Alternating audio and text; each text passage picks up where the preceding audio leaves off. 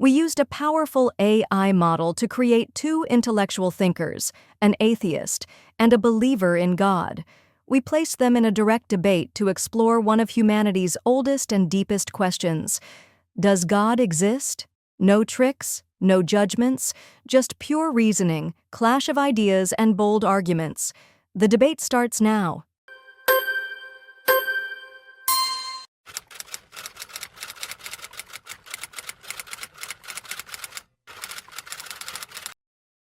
Yes, the existence of suffering and pain in the world is one of the strongest arguments against God's existence.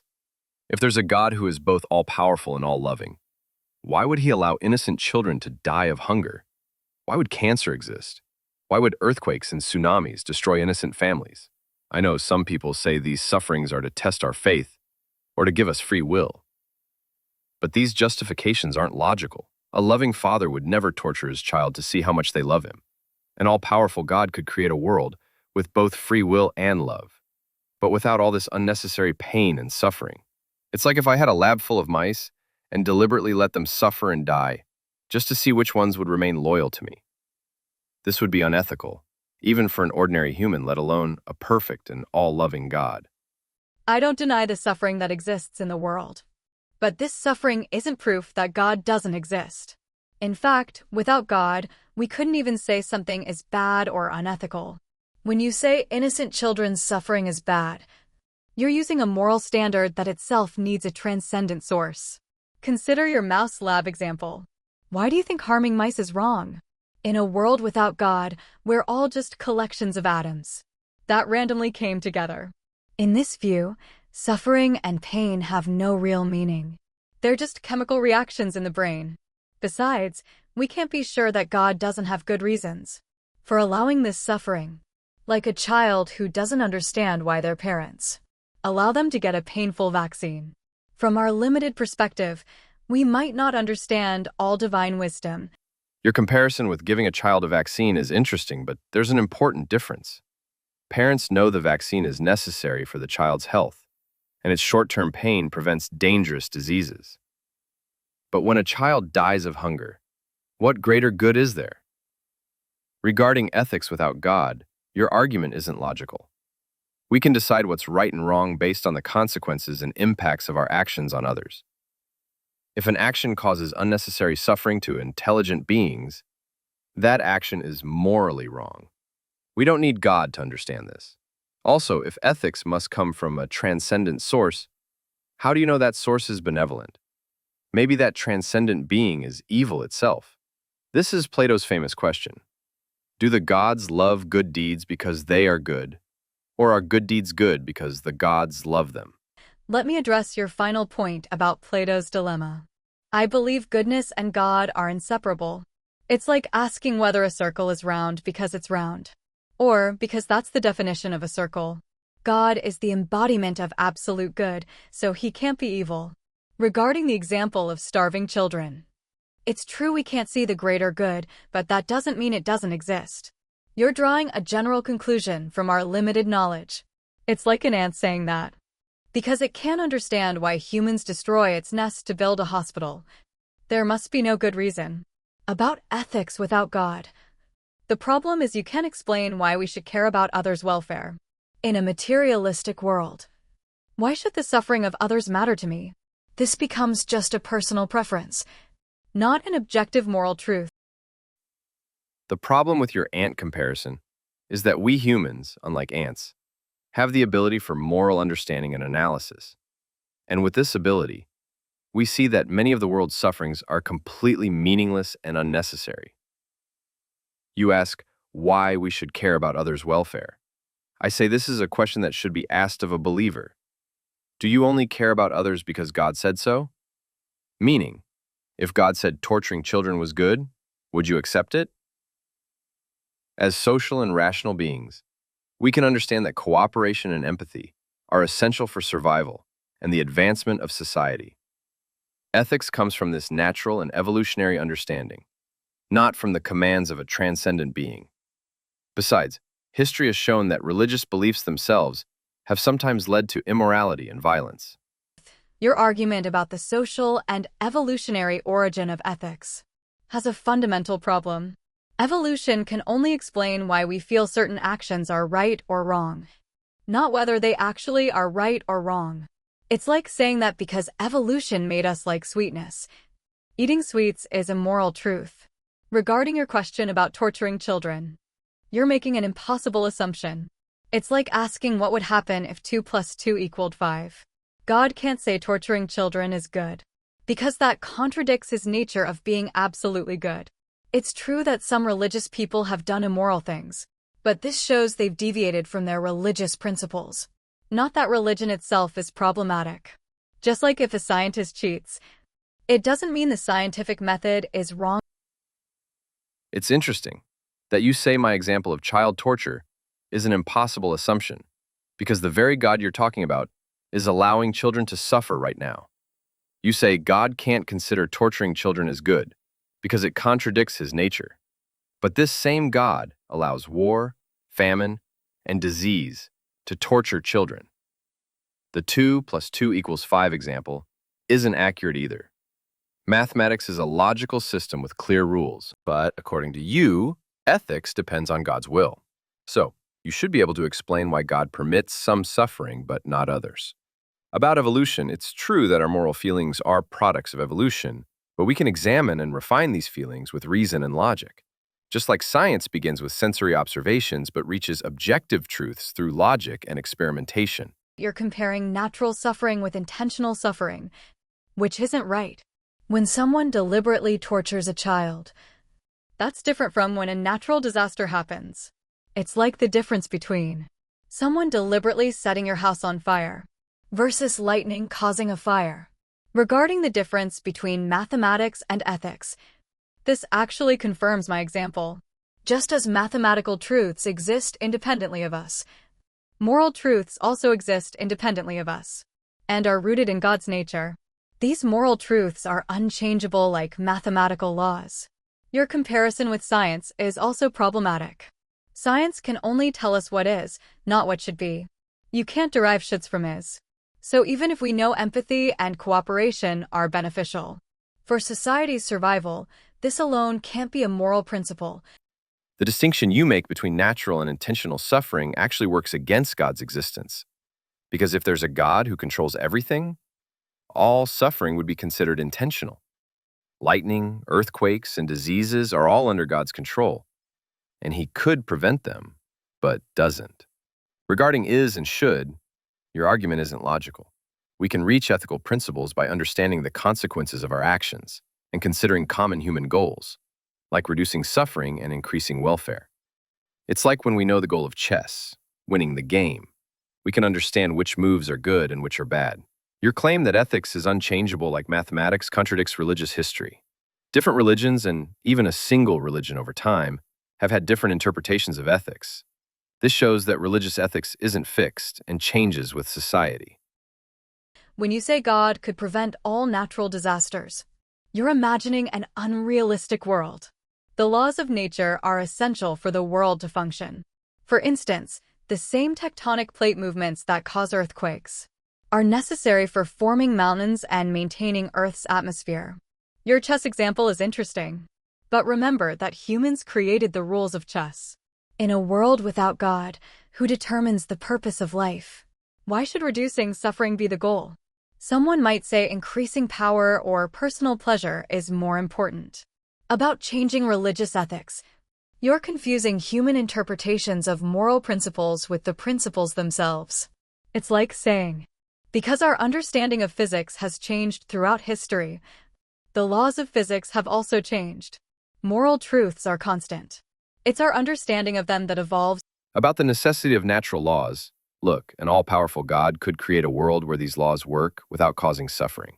Why couldn't earthquakes only occur when nobody is in the area? Or why must cancer exist?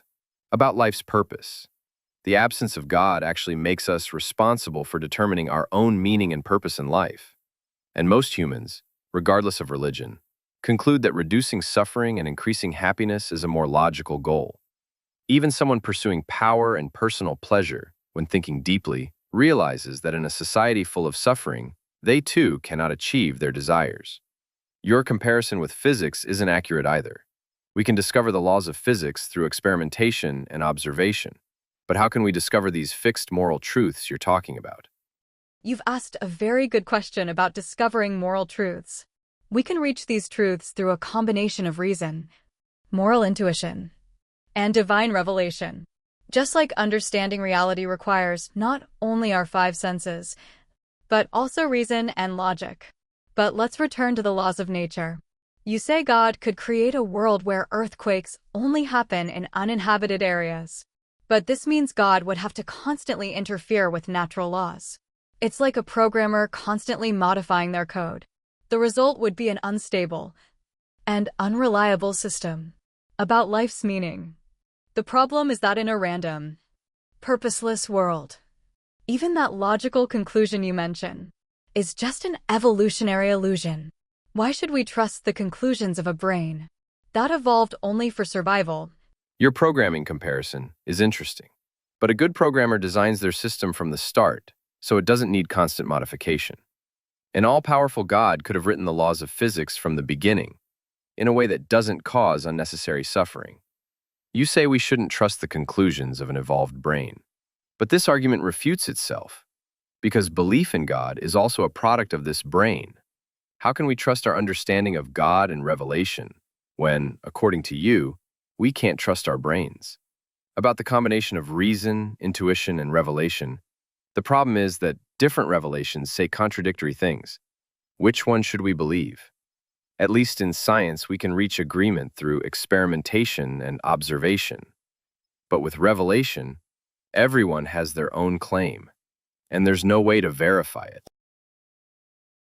You've made a good point about contradictions between different revelations. But this problem exists in science too. Scientific theories sometimes contradict each other. The solution is to find the best explanation, using reason and experience. Just as a scientist chooses the theory that provides the better explanation from among different theories, we can also choose the most logical religion from among different religions. Regarding the initial design of the world, remember that we don't know if this world isn't the best possible state. Perhaps any change in the laws of physics would have caused bigger problems. It's like telling an engineer why they didn't build a stronger bridge, while not knowing that a stronger bridge might have caused other problems. And about trusting our brains, there's an important difference. If God created us, we can be confident that our reasoning ability was designed to understand truth, not just for survival. Your comparison between scientific theories and religious revelations isn't accurate. Scientific theories are testable and falsifiable, but religious claims aren't. When a scientific theory doesn't match the evidence, scientists discard it. But when a religious belief doesn't match reality, it's usually justified. Or they say, God's ways are mysterious. Your argument about the best possible world is also problematic. You say this might be the best state, but an all-powerful God could overcome any limitation. The bridge example isn't appropriate because an engineer has physical limitations, but God doesn't. And finally, your argument about trusting reason is circular. You say, because God created our reason, it's trustworthy. But how do you know God created our reason? Because your reason tells you so? This argument goes in circles. It's true that scientific theories are falsifiable, but many religious beliefs can be falsified too. For example, if it were proven that Jesus never existed, this would refute Christianity. Or if it were proven that the Quran contains contradictions, this would reject its claim of divine origin. Regarding God's omnipotence, you're presenting an oversimplified concept. Omnipotence means the ability to do anything logically possible, not contradictory things. God can't both give us genuine free will and prevent all our bad choices. That's contradictory. And about the circular argument, we discover God's existence through various ways: personal experience, philosophical reasoning, historical evidence, and the order in the universe. Trusting our reason is just one of these paths, not the only way. The problem is that the personal experiences you mention exist in all religions. A Hindu would say they've experienced Krishna. A Buddhist would say they've reached nirvana. These experiences can't all be true simultaneously. Regarding falsifiability, your examples aren't accurate. Even if it were proven Jesus didn't exist, many Christians would say faith in the spiritual meaning is more important than historical reality. Or if contradictions were found in sacred texts, they'd say we need to find the correct interpretation. And finally, the order in the universe you talk about could be the problem or the product of natural processes. Darwin showed that even the most complex organisms can emerge without an intelligent designer. We no longer need to assume God's existence to explain the order in nature. Evolution theory only explains how different species derive from each other. It can't explain why anything exists at all, or why the laws of physics are so finely tuned that life became possible. Regarding different spiritual experiences, I agree they can't all be true in the same sense. But this is like several people touching an elephant in the dark. Each understands part of the truth. The variety of spiritual experiences might represent different aspects of a transcendent truth. And about falsifiability, it's true that some believers deny any evidence. But this problem exists in science too. Some scientists cling to their theories, despite contrary evidence. This is a weakness of humans, not a weakness of religion or science itself. Your comparison of the elephant story and religious experiences is problematic. In this story, there's a real elephant that everyone is touching. But with religious claims, you first need to prove that there's actually something to touch. Regarding the fine-tuning of physical laws, there are two problems. First, we don't know how precise these settings really are. Perhaps life could form under very different conditions. Second, even if these settings are precise, the multiverse theory could explain it. Among infinite universes with different laws, we naturally exist in one where life is possible. And finally, it's true that some scientists cling to incorrect theories, but eventually, the scientific community reaches consensus through evidence and experimentation. But in religion, there's no objective way to resolve disagreements. The multiverse theory you brought up has serious problems itself. First, there's no way to test or prove it. Exactly the same criticism you make of religious beliefs. Second, even if it's correct, it still can't explain why anything exists instead of nothing. Regarding the elephant comparison, you're confusing the premise with the conclusion. I'm not trying to prove God's existence with this example, but rather showing that the diversity of religious experiences doesn't necessarily mean they're all wrong. And about scientific consensus, don't forget that many of today's scientific truths were once rejected by the majority of the scientific community. Consensus isn't always a sign of truth. Sometimes a minority that has reached the truth must stand against the majority. It's true that multiverse theory isn't directly testable, but has an important difference from religious claims. This theory follows from the physical laws we know, not from personal experiences or ancient texts. It's like when we solve Einstein's equations and arrive at black holes, even if we can't directly observe them. Regarding why is there something rather than nothing, this philosophical question exists for theism too. If you say God has always existed, we could say perhaps the universe or multiverse has always existed. And about scientific consensus, it's true that it's sometimes wrong. But the point is that science has a method to correct itself. Incorrect theories are discarded with new evidence. But religious beliefs typically don't change, even with contrary evidence. About multiverses and physical equations, the point is that these equations only describe what exists, not why it exists. Even if we understand how a multiverse works, we still don't know why these equations and laws exist. You ask why God exists instead of nothing. The difference is that God is, by definition, a necessary being, meaning he cannot not exist. It's like we can ask why 2 + 2 = 4. But the material world could not exist, or could be different. And about changing beliefs, religions have actually changed throughout history too. For instance, our understanding of sacred texts has deepened with scientific progress. The difference is that in science, surface realities change. In religion, our understanding of deeper truths deepens. This claim that God is a necessary being is itself an unfounded assumption. It's just wordplay. You define God as necessary, then say, therefore he must exist. It's like if I defined a perfect dragon as a being that necessarily exists, so it must exist. Your comparison with 2 plus 2 equals 4 isn't accurate either. This is a logical truth that follows from the definition of numbers. But God's existence is an existential claim about external reality. You can't prove the existence of something in the real world through definition and logic alone. And regarding changing religious understanding, this is exactly religion's weakness. When science proves something contrary to religious belief, believers interpret the sacred text to match science. This shows that the real source of our knowledge is science, not religion. Your perfect dragon example is interesting, but it has a fundamental difference from the concept of God. God as the source of existence. And first cause logically must be necessary. Otherwise, we reach an infinite regression. It's like the difference between real and imaginary numbers. Real numbers are necessary by their definition. But a dragon is a contingent being. Regarding the interpretation of religious texts, this isn't necessarily a weakness. Science also interprets old theories with new data.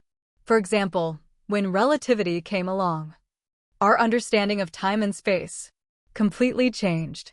This shows that truth is more complex than our initial understanding. And finally, science can't answer all our questions. For instance, it can't tell us why we should live ethically or what meaning life has. These questions are beyond the scope of science. It's true that science can't directly answer questions of meaning and ethics, but it can help us better understand why we ask these questions.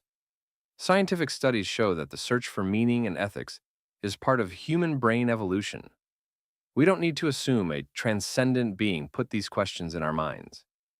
About the first cause and infinite regression, why can't God be part of this regression? If everything needs a cause, God must have a cause too.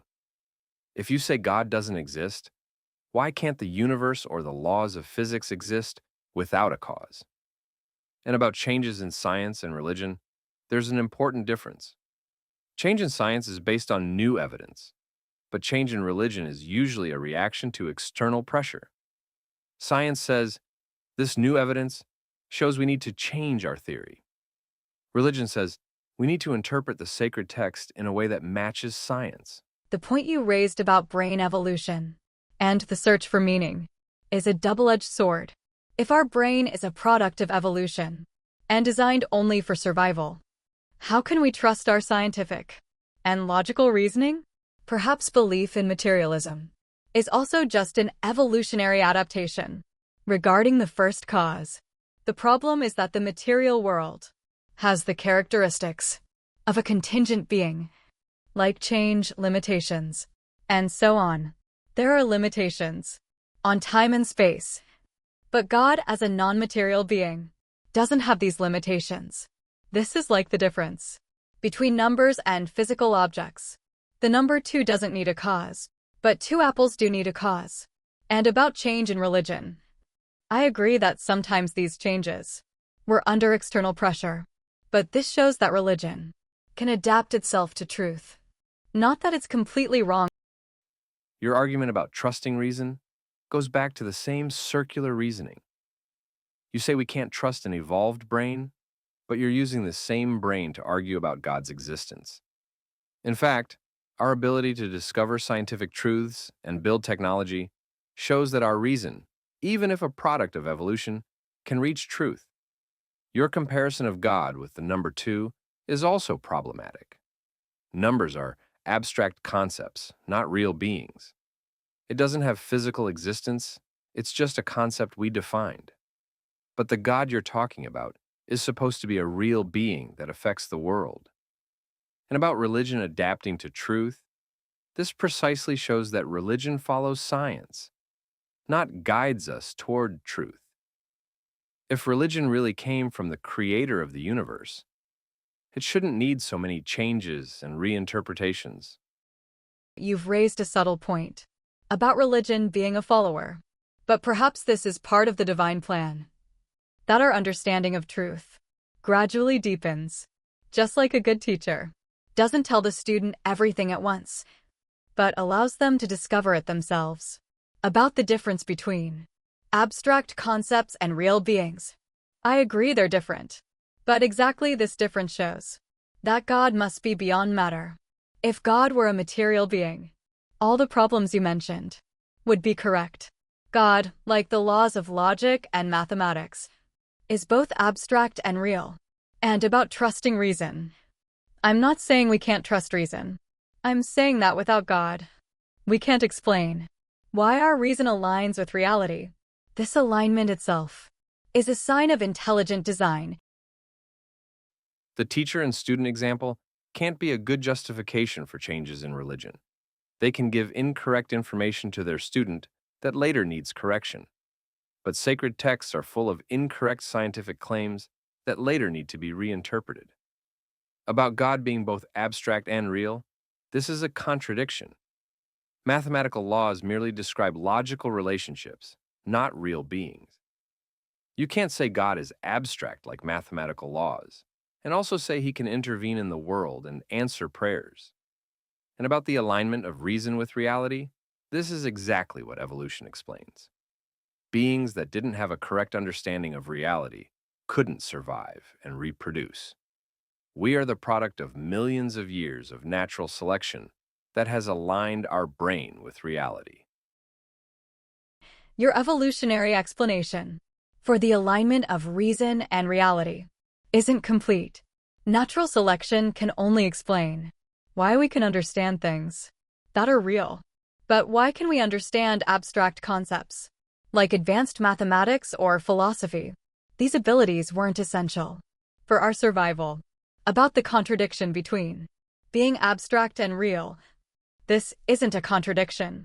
God can be beyond matter, but interact with the material world, just like our mind, which is non-material, can affect our physical body. And regarding scientific errors in sacred texts, this is not scientific education. If these texts had been written in today's precise scientific language, they would have been incomprehensible to their original audience. Your claim about the non-materiality of the mind is an interesting but incorrect example. Science has shown that the mind is a product of brain activity. When the brain is damaged, the mind is also damaged. This shows that the mind is not separate from matter. Regarding abstract abilities like mathematics, these capabilities are byproducts of our complex brain evolution. A brain that evolved to solve survival problems can develop these abilities as a secondary function, just like wings first evolved for temperature regulation and were later used for flight. And about sacred texts, if they really came from the creator of the universe, they could have said the earth is round. This wouldn't have required complex scientific language. The evolution of mental capabilities has an important difference from the evolution of wings. Wings show a gradual change from one physical function to another physical function, but the gap between simple physical understanding and understanding abstract concepts is much larger. Regarding the relationship between brain and mind, it's true that brain damage affects the mind, but this doesn't necessarily show that the mind is the same as the brain. It's like how antenna damage affects television quality, but this doesn't mean the television image is the antenna.